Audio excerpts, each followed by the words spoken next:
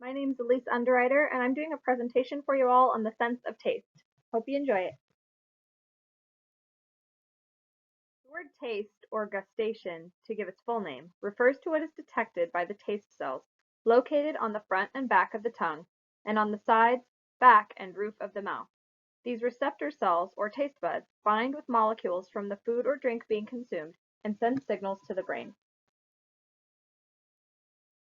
Generally categorized as taste, is basically a bundle of different sensations. It is not only the qualities of taste perceived by the tongue, but also the smell, texture, and temperature of a meal that are important. The coloring of taste happens through the nose. Only after taste is combined with smell is a food's flavor produced. If the sense of smell is impaired by a stuffy nose, for instance, perception of taste is usually dulled as well. So how does the process work? First, our bodies detect the smell or odorant, so the steamier our food is, the better. Then, the smelly molecules make their way up inside the nasal cavity, hitting your olfactory epithelium. There, they are absorbed into your mucus, and make their way up to the part of your brain that says, or ugh.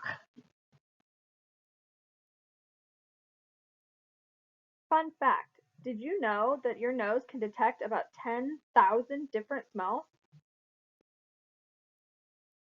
What happens after the smell makes its way inside your nose? The now mucousy smell particles have been converted into action potential and make their way to the olfactory cortex of the brain, where they're identified by the frontal cortex to say either lasagna or ugh, poo. The action potential also makes its way to your limbic system and triggers an emotional response. Because smell is the strongest sense tied to memory, this can be a really good thing or a really bad thing depending on what kind of dinner party you're at. You wouldn't want your sympathetic nervous system to get jolted on by that nervous response. How would you explain breaking down and ugly crying when the lasagna is placed in front of you?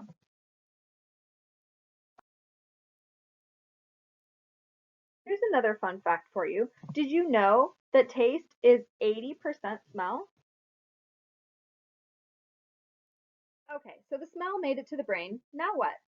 We finally get to put the food in our mouth. Yay! 10,000-ish taste buds get to work tasting 5 different types: sweet, salty, sour, bitter, and the newly discovered umami, which can be described as a meaty flavor. There is a long-held misconception that the tongue has specific zones for each flavor where you can taste sweet or sour, for example, especially well.